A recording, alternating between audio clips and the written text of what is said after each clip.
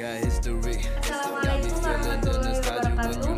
Perkenalkan, nama saya Syifa Laila Sriwanti, NIM 1214030, Prodi Manajemen Dakwah 1C, Fakultas Dakwah dan Komunikasi, Universitas Islam Negeri Sunan Gunung Jati Bandung. Di sini saya akan mempresentasikan tugas dari mata kuliah pengantar studi Islam. Di sini saya adalah perwakilan dari salah satu perwakilan kelompok 5 yang beranggotakan Witri Putri Sundari, Raffi Khairuddin, Laila Sriwanti, dan Wulan Afirmafiro, yang akan membawakan tema Islam sebagai pengetahuan ilmiah. Di dalam tema tersebut ada 4 subtema pembahasan. Yang pertama adalah arti perbedaan ilmu pengetahuan dan ilmu filsafat. Yang kedua, metode dan struktur pembahasan ilmiah. Yang ketiga, klarifikasi ilmu pengetahuan alam, ilmu sosial dan humaniora, dan yang terakhir, pendekatan tokoh studi Islam, interdisiplin dan multidisiplin. Dan saya akan membawakan sistema pembahasan yang ketiga, yaitu klarifikasi ilmu pengetahuan alam, ilmu sosial dan humaniora. Islam sebagai pengetahuan ilmiah. Di antara ahli ilmu, banyak yang setia pada agamanya dan ada pula yang mengacuhkan agamanya. Maka muncul anggapan pada sebagian orang bahwa berpendapat adanya pertentangan antara ilmu pengetahuan dan agama. Selanjutnya, klarifikasi pengetahuan ilmu alam, ilmu sosial dan humaniora. Dalam subbab ini saya akan membahas mengenai klarifikasi ilmu pengetahuan menurut beberapa ahli. Namun, klarifikasi ilmu juga dibagi menjadi dua. Yang pertama, ilmu alam atau yang disebut juga eksakta. Dan yang kedua, ilmu moral, meliputi ilmu sosial dan humaniora. Dalam khazanah pengetahuan kontemporer, istilah ilmu dalam klarifikasi An-Nabhani yaitu identik dengan ilmu-ilmu alam yang sering disingkat sains, sedangkan sakofah kurang lebih identik dengan ilmu-ilmu sosial.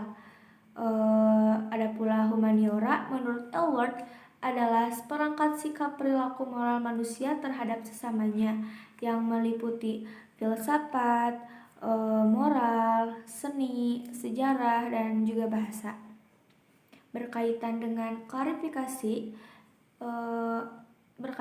klarifikasi ilmu, penulis lulusan Universitas Chicago berpijak pada klarifikasi ilmu teoritis ala Al-Farabi yang mengkelompokkan ilmu ke dalam 3 ilmu utama, yaitu metafisika, matematika, dan ilmu-ilmu alam. Ketiga kelompok utama ilmu ini akan membentuk klarifikasi rasional yang integral tanpa menganaktirikan salah satunya.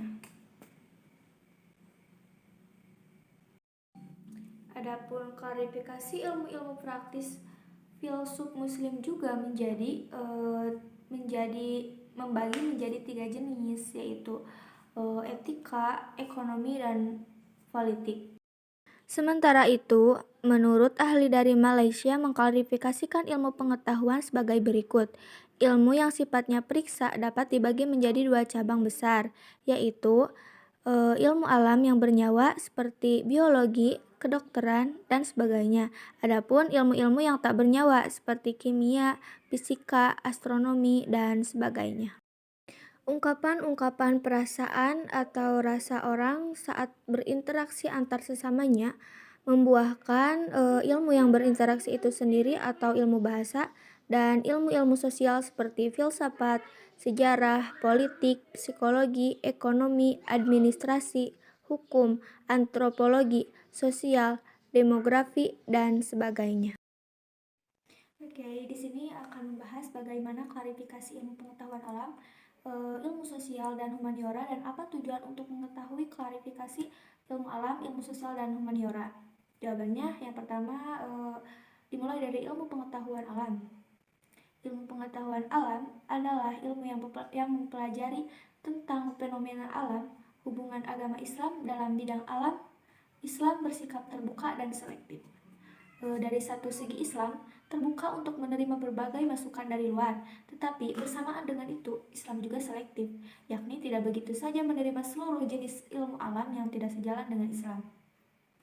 Dalam bidang ilmu dan teknologi, Islam mengajarkan kepada pemeluknya untuk bersikap terbuka. Sekalipun Islam bukan timur dan bukan barat, ini tidak berarti Islam harus menutup dari keduanya. Bagaimanapun, Islam adalah sebuah paradigma terbuka.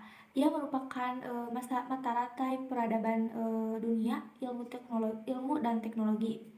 Hubungan agama Islam dengan ilmu pengetahuan dalam bidang alam dapat dilihat dari 5 ayat surat Al-Alaq yang diturunkan Allah Subhanahu wa taala kepada Nabi Muhammad SAW di Gua Hiro.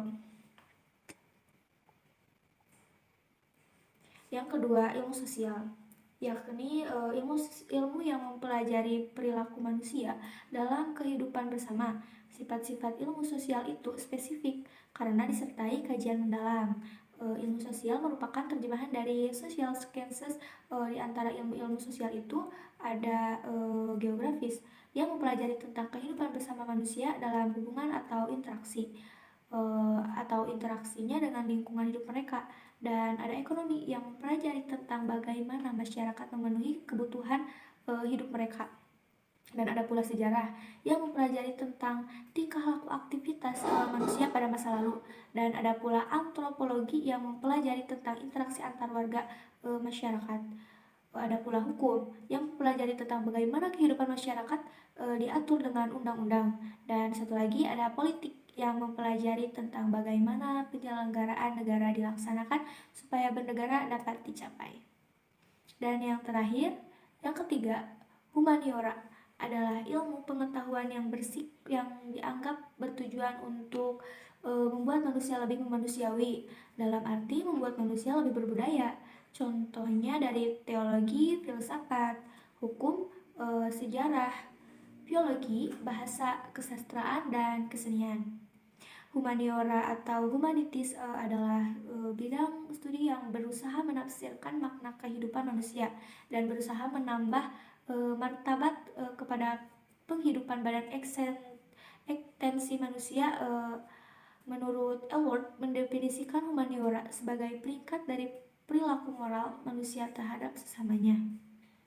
Beliau juga mengisyaratkan pengakuan bahwa manusia adalah makhluk yang mempunyai kedudukan agung atau unik dalam ekosistem, namun sekaligus juga amat tergantung pada ekosistem itu sendiri. Bahkan merupakan bagian dari bidang-bidang yang termasuk humaniora, meliputi agama, filsafat, sejarah, bahasa, sastra, dan lain-lain. Sekian video dari saya, mohon maaf bila ada kesalahan ketika saya menyampaikan materi dan materi yang saya sampaikan juga tidak tepat ataupun kurang tepat. Mohon maaf sebesar-besarnya kepada dosen pengelompok maupun ataupun kepada teman-teman. Sekali lagi saya minta maaf karena saya masih belajar. Semoga video ini bermanfaat